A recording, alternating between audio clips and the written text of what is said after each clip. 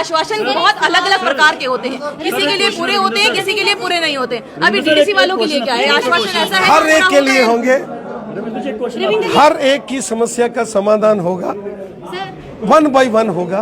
पर अब किसका होगा, पहले बीएसएफ सीआईएस वालों का, आप बोल रहे हैं कि वालों का। चेयर आप रात को उनके पास बैठे, आपने फोन किया, तब आपने कहा कि 2000 के पोस्ट मिल जाएंगे, तभी उन्होंने कहा था कि हम वहाँ पर बैठेंगे। बट आपने वादा किया, तो वो कहते हैं ना कि वादा किया तो निभाना तो पड़ेगा। अब वादा किया है तो निभाना तो सिर्फ पड़ेगा ना, या तो वादा मत कीजिए। वो तो यही कह रहे हैं कि या तो वादा मत कीजिए। पुरानी बात से आगे चलिए। वादा करना और मदद करना ये 2 अलग अलग चीजें हैं।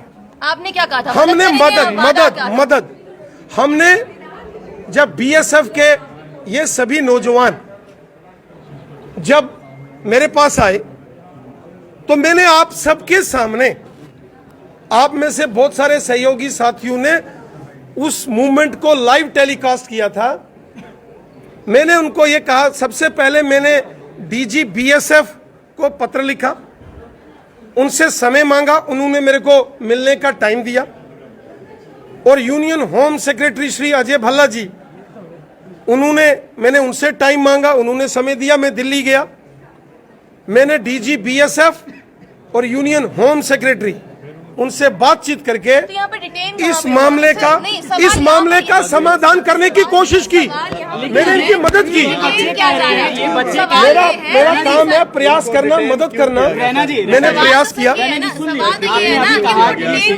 मामला है, इसमें ज्यादा आप नहीं बोलेंगे, लेकिन बच्चे कह रहे हैं कि डॉक्टर जितेंद्र सिंह ने इनको कहा कि 2000 वैकेंसीज हम आपको दे देंगे।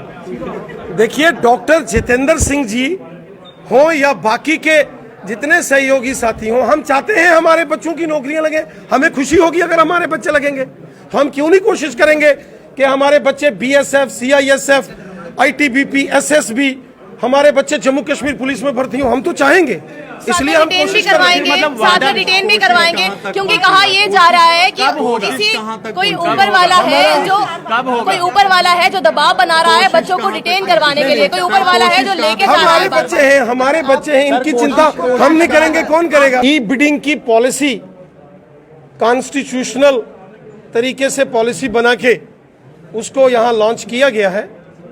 और अगर उसमें कोई दिक्कत है, कोई व्यवधान है, किसी को कोई ऑब्जेक्शन है, तो बातचीत के माध्यम से उन सारी चीजों को दूर किया जा सकता है। बीएसएफ वाले की नौकरी मिलनी है या नहीं मिलनी है, वो बेचारे अपने अपने काजन वहाँ पे अपने नाले गए थे। सर हाँ या ना दोस्तों, मिलनी है या नहीं मिलनी है, वो भी जानकार अपने अपने बड़ी दूरों आ आसी कोशिश कराने प्रयास जारी। इलेक्शंस होते हैं, मेरा सवाल, इलेक्शंस होते हैं, इलेक्शन से पहले पूरा एक पॉलिसी तैयार की जाती है, इलेक्शन के बाद बनती है?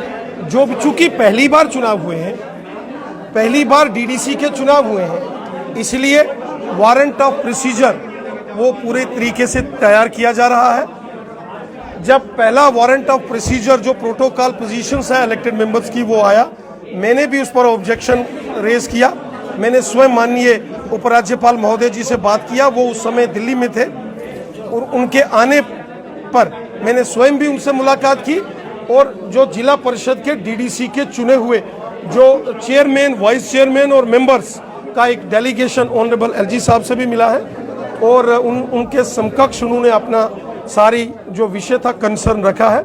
इलेक्टेड मेंबर हैं, उनको पूरे संवैधानिक अधिकार होना चाहिए। सैलरी का मामला नहीं है, सैलरी का नहीं, अधिकार तो दूर दूर तक सैलरी का नहीं है, तो दूर तक नहीं मिल रहे हैं। मैं वो डीडीसी पे कहाँ पे बैठना उनको ये भी समझ नहीं आ रहा है। नहीं, वो सारी चीजें हम सुनिश्चित कर रहे हैं। ऐसा नहीं लग रहा कि कहीं बीजेपी ने अपने नाम करके ठप्पा लगाना था कि नहीं भाई हमने डीडीसी चुनाव करवाने थे, आप तो देखेंगे, वो हमने करवा दिए। अब प्रोसीजर क्या होगा क्या नहीं होगा उसे हमें कोई जो डीडीसी के मेंबर्स हैं सारे बहुत वेल क्वालिफाइड पॉलिटिकल पर्सनैलिटीज हैं, सोशल पर्सनैलिटीज हैं, और हर पॉलिटिकल पार्टी से हैं। उन्होंने जब अपनी रिजेंटमेंट शो की 2 घंटे के अंदर अंदर ही, जैसे मैंने माननीय उपराज्यपाल महोदय जी से बात की, उसके बाद डीडीसी का कोई व्यक्ति आपको नजर ही नहीं आया सड़कों पर, क्योंकि हमने उनको आश्वस्त किया है कि आपका वारंट ऑफ प्रोसीजर हम ठीक करेंगे। कौन सा है सर? जो बीएसएफ सीआई सबको दिया जा रहा है वो वाला आश्वासन है, डीडीसी सहयोग करना अलग आश्वासन है, क्योंकि आश्वासन बहुत अलग अलग प्रकार के होते हैं, किसी के लिए पूरे होते हैं, किसी के लिए पूरे नहीं होते। अभी डीडीसी वालों के लिए क्या है, आश्वासन ऐसा है हर एक के लिए होंगे, हर एक की समस्या का समाधान होगा, 1 बाय 1 होगा। पर अब किसका होगा? पहले बीएसएफ सीआईएस वालों का, आप बोल रहे हैं DDC वालों का, कि चेयरमैन साहब खड़े हैं यहाँ, आप इनसे पूछिए कि नहीं पूछे। रमसा वालों का ये वादा नहीं मदद है। कोई कहता है वादा है, कोई कहता है मदद है, पर आखिरकार आप वादा कर रहे हैं, मदद कर रहे हैं, आप पहले इसमें खुद ही क्लियर हो जाएं तो ज़्यादा बढ़िया होगा। क्योंकि बीएसएफ सीआईएस वाले बच्चे अब परेशान हैं और उनके पेरेंट्स भी आकर अब लगातार ये सोच रहे हैं कि आखिरकार हमारे बच्चों के साथ इंसाफ कब होगा। वहीं डीडीसी चुनाव के बाद कहीं ना कहीं हम ये भी पूछने की कोशिश कर रहे हैं कि आज सिर्फ चुनाव का ठप्पा लगाना था कि जी हमने डीडीसी चुनाव करवा दिए हैं, पर उसके पहले का प्रोसीजर की प्लानिंग क्या है, कैसी होनी चाहिए, क्या होनी चाहिए, अभी तक भाजपा इस चीज़ की क्लैरिटी कहीं दे नहीं पाई है। तो पहले चुनाव ना होकर अगर पहले प्लानिंग हो तो ज़्यादा बढ़िया होगा।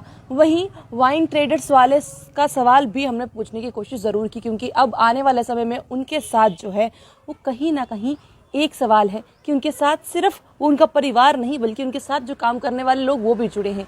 क्या इतने सारे लोग एक साथ बेरोजगार नहीं हो जाएंगे? सवाल तो ये भी। 3 सवाल 3 जवाब मिले तो, पर वो जवाब कैसे हैं आपके सामने हैं। कमेंट बॉक्स में कमेंट करना ना भूलिएगा। बने रहिए जम्मू परिवर्तन के साथ। मुझे अभिषेक जी को दीजिए इजाजत। नमस्कार।